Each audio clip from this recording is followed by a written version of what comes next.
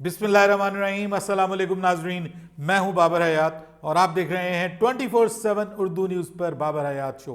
PSL ख़त्म हो गई, अब है वक्त इंटरनेशनल क्रिकेट में पाकिस्तान का बड़ा इम्तिहान। बांग्लादेश की टीम से पाकिस्तान को अब 3 T20 इंटरनेशनल मैचेस खेलने हैं और पहला मैच जो है वो कल होने जा रहा है। जी हाँ, 28 मई की शाम 7:30 बजे पाकिस्तान के मेयारी वक्त के मुताबिक पहला T20 इंटरनेशनल मैच लाहौर के कजाफी स्टेडियम में खेला जाएगा। और यूं पाकिस्तान की टीम के एक नए कोच जो आए हैं, हेड कोच आए हैं, उनका भी इम्तिहान होगा। साथ में नए बैटिंग कोच और बॉलिंग कोच भी आए हैं जो कि बहुत ही गैर मारूफ किस्म के नाम है, लेकिन बहरहाल उनका भी क्रिकेट में रिकॉर्ड है, तजुर्बा है, कोचिंग का तजुर्बा है। ये अलग बात के उस तरह से वो बड़े मशहूर नाम नहीं है, कोचिंग का ज़रूर तजुर्बा है। तो माइक हैसन का बड़ा इम्तिहान है जी।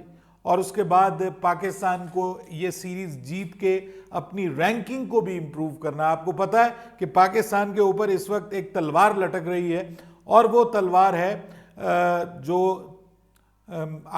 ओलंपिक्स होने जा रही हैं, उसमें पाकिस्तान का बतौर एक टीम के उसमें शामिल होना।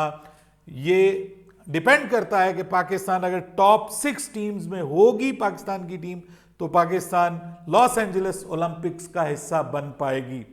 तो इसलिए ये सीरीज बहुत इंपॉर्टेंट है। हालांकि बांग्लादेश के खिलाफ है, लेकिन फिर भी पाकिस्तान के लिए इसकी बहुत ज़्यादा इंपॉर्टेंस है। दूसरे नंबर पे पाकिस्तान के जो यंगस्टर्स हैं उनके ऊपर भरोसा करके हम ये पहली होम सीरीज खेलने जा रहे हैं। अदरवाइज बाबर और रिजवान होते थे और वो टीम का हिस्सा होते थे और उन्हीं के साथ हम घर में भी बाहर भी उन्हीं के साथ सीरीज खेला करते थे। लेकिन अब जैसा कि गुज़िश्ता रोज़ जो हेड कोच हैं उन्होंने, आपके शायद इल्म में हो, तो उन्होंने कह दिया कि बाबर और रिजवान ये नहीं है कि हमारी उस बुक्स में नहीं है, they are still in touch with us, लेकिन उनको अब जदीद क्रिकेट खेलनी है, तेज़ क्रिकेट खेलनी है। और उन्होंने कहा कि बाबर को इस चीज़ का अंदाज़ा भी है कि हम जिस तरह की क्रिकेट उससे चाहते हैं और बाबर उसके लिए काम भी कर रहा है, उस चीज़ पे काम कर रहा है। रिजवान का नाम नहीं लिया उन्होंने, रिजवान का वैसे उन्होंने कहा कि बाबर और रिजवान दोनों बहुत अच्छे प्लेयर हैं, लेकिन जो हमारी क्रिकेट की डिमांड है रियल मीनिंग्स में उस डिमांड के ऊपर पूरा नहीं उतरते। तो अब उनको बताया गया है कि मियाँ, अगर सीधे लफ्ज़ों में मैं कह रहा हूँ, उनको बताया गया है कि अब मियाँ अगर तुमने T20 क्रिकेट खेलनी है तो अपने स्ट्राइक रेट को बढ़ाना पड़ेगा, अपनी मैनूवर जो करते हैं, जो डिफरेंट शॉट्स खेलते हैं आजकल मॉडर्न स्टाइल की, वो शॉट्स आपको खेलनी पड़ेगी। और मतलब जो पुराना दौर है वो ख़त्म हो गया क्रिकेट का, और वो ये चाहते हैं कि पाकिस्तान को उसी तरह की क्रिकेट खिलाएं जिस तरह की क्रिकेट इस वक्त दुनिया खेल रही है। और वो ये होती है कि अगर आम हालात में आप 180 का सोच रहे थे तो अब आप 200 प्लस सोचेंगे, अब आप 250 प्लस के राउंड अबाउट भी टीमें जा रही हैं कि अगर फ्लैट पिच हो तो वो 250 प्लस के ऊपर भी काम कर रही हैं, हमारे PSL में भी बने।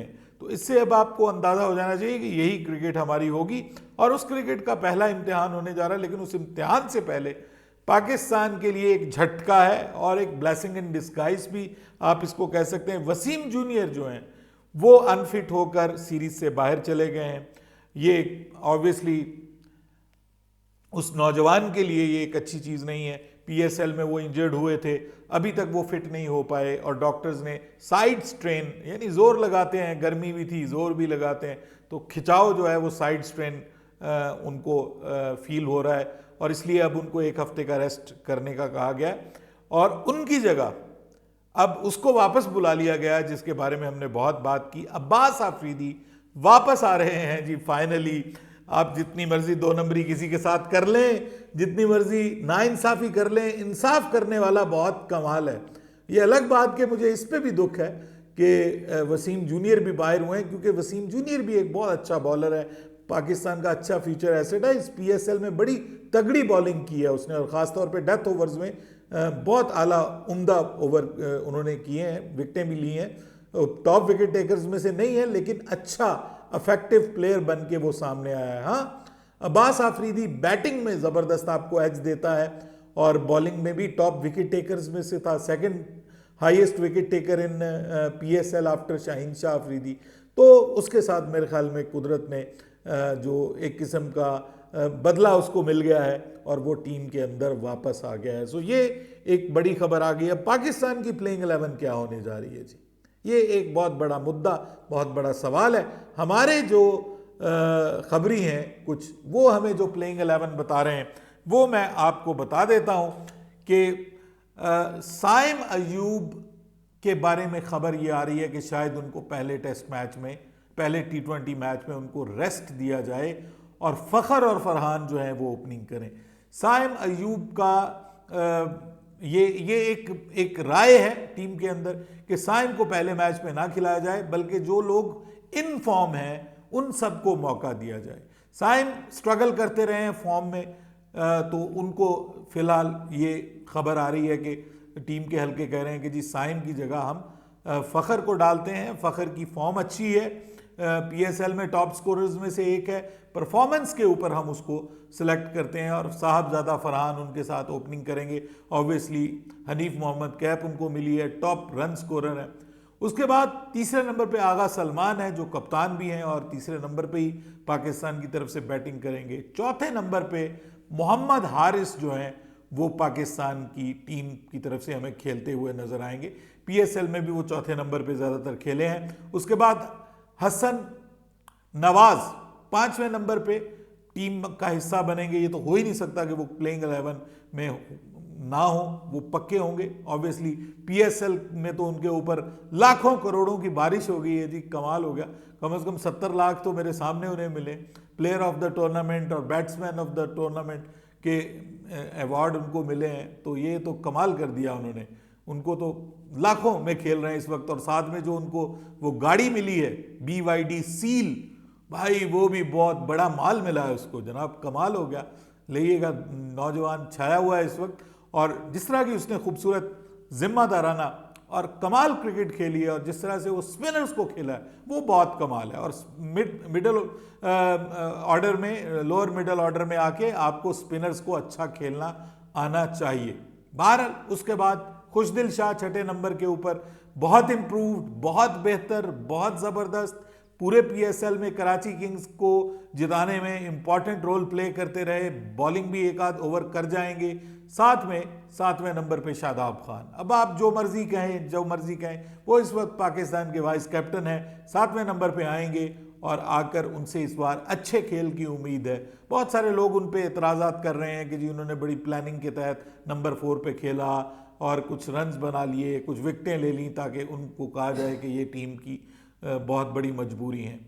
उसके बाद जनाब 8वें नंबर पे फ़हीम अशरफ राणा साहब, ये भी होंगे टीम का हिस्सा। 9वें नंबर पे हसन अली टीम का हिस्सा बन रहे हैं जी। ये खबर है कि 9वें नंबर के ऊपर हसन अली जो है वो टीम का हिस्सा बन रहे हैं। वापसी हो रही है, कम बैक हो रहा है, बैटिंग में भी एज देते हैं, थोड़े बहुत कोई इक्का दुक्का चौके छक्के लगा जाते हैं और इनको मौका दिया जाएगा फास्ट बॉलर्स में। और तीसरा फास्ट बॉलर हारिस रऊफ को खिलाया जाएगा और हारिस रऊफ टीम का हिस्सा होंगे। और फिर अबरार अहमद जो है वो एक जिसको आप कहते हैं ना कि कंप्लीट स्पिनर के तौर पे अकेले अबरार अहमद होंगे। फिर जो है वो 3 फास्ट बॉलर हमारे हैं और एक मतलब 2 फास्ट बॉलर, एक बॉलिंग ऑलराउंडर, बैटिंग ऑलराउंडर भी बल्कि अब तो वो हो गए हैं जिस तरह की उनकी करंट फॉर्म चल रही है राणा साहब की। उसके बाद आपके पास 3 स्पिनर्स की ऑप्शंस होंगी इस प्लेइंग 11 में। आगा सलमान खुद स्पिन कर लेते हैं, उसके अलावा शादाब खान और उसके अलावा खुशदिल शाह, ये तीनों आपको स्पिन बॉलिंग करते हुए नजर आएंगे। किसी वक्त में खुशदिल शाह की जगह जो है वो कोशिश की जा सकती है कि एक आध मैच में हुसैन तलत को शामिल कर लिया जाए, क्योंकि वो सीम बॉलिंग की स्लो आर्म जो जिसको कहते हैं ना फास्ट बॉलर वो हैं, वो थोड़े से लेकिन अच्छे ओवर्स कर गए हैं। अब हमारे दोस्त कहते हैं कि भाई साइम ज़रूर होना चाहिए, तो साइम सिर्फ एक सूरत में हो सकता है कि फिर मोहम्मद हारिस को टीम से बाहर कर दिया जाए और साइम और फरहान जो है वो ये आपस में दोनों मिलके ओपनिंग करें। तीसरे नंबर पे आगा हो, चौथे नंबर पे हारिस की जगह, मोहम्मद हारिस की जगह फ़खर जमान आ जाए, जैसे कि वो बाबर वगैरह की मौजूदगी में थे। ये थोड़ा सा, और जो फरहान है वो विकेट कीपिंग करेंगे, लेकिन उनको एक मौका तो दिया गया है विकेट कीपिंग का, लेकिन उनकी जो विकेट कीपिंग है उसके ऊपर जो है वो एतराज़ात नज़र आए हैं। मतलब वो बहुत अच्छी विकेट कीपिंग नहीं कर सके, थोड़ा प्रॉब्लम में नज़र आए हैं विकेट कीपिंग करते हुए। मानो के बाल कट गए हैं जी, ये अजीब सी मानो हो गई है अब, ये देखिए बाल कट गए इसके। तो ये जो है ना, चलो चलो चलो चलो चलो, ओए चलो बस चलो नीचे, हाँ बेटा चलो नीचे, चलें जी। ये मानो से तो हमने छुटकारा हासिल कर दिया। लेकिन अब ये बात है कि साइम सिर्फ उसी सूरत में आता है कि फरहान जो है वो विकेट कीपर हो। तो फरहान ने कोई अच्छी विकेट कीपिंग नहीं की, या तो वो डोमेस्टिक में प्रॉपर विकेट कीपिंग करता, वो ऐसे ही लग रहा है कि बस उसको शामिल किया गया है शायद हारिस को बाहर करने के लिए, यानी आपके पास एक सेकंड आपको ज़रूरत ना पड़े, या उस्मान को बाहर करने के लिए, वरना आपको एक सेकंड विकेट कीपर की भी ज़रूरत पड़नी थी। तो मेरे ख्याल में फरहान जो है वो सेकंड विकेट कीपर के तौर पे हैं। अगर कहीं खुदा न खास्ता उनको ज़रूरत पड़ जाए जो सब्स्टिट्यूट के लिए, या फिर वो जो कंकशन सब है उसके लिए, तो उस सूरत में वो कर सकते हैं विकेट कीपिंग। लेकिन अदरवाइज मेरे ख्याल में तो ऐसा होता हुआ नज़र नहीं आ रहा। यही एक प्लेयर का मसला है साइम। मुझे जो अंदाज़ा है वो यही है कि दोनों ओपनर्स जो हैं वो फ़खर को ओपनिंग करवानी चाहिए, ठीक है, फ़खर और फरहान को। साइम को 2 मैचेस में ना खिलाइए, तीसरे मैच में उसको मौका दे दीजिए। साइम तो हमारा पक्का प्लेयर है, ठीक है, वो टीम में हो भी ना भी हो तो वो तो पक्का प्लेयर है, वो तो आएगा ही आएगा, वर्ल्ड कप के स्क्वाड का हिस्सा भी बनेगा और प्लेइंग 11 में भी बनेगा। आप अपनी राय दीजिएगा कमेंट्स में कि आपके ख्याल में ये जो प्लेइंग 11 है वो ठीक है या इससे बेहतर होनी चाहिए। बाबर हयात को इजाज़त दीजिएगा। अल्लाह हाफिज़।